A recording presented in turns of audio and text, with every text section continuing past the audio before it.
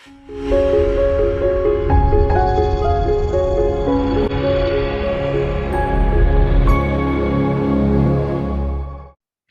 everyone, welcome to IFS Markets. I am Laura. Today is the 8th of June. Now let's look at what is buzzing. Going into market buzz, we're selecting currencies.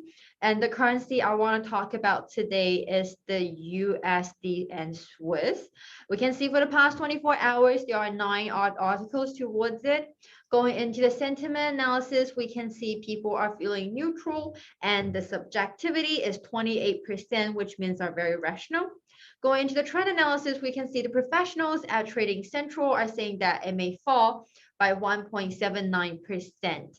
Going into the chart on top, they're saying short term under pressure. Again, this is a daily chart. Looking at the chart, we can see the current price is below the 20 days and 50 days moving average. And also, we can see that there's a pretty obvious downtrend here.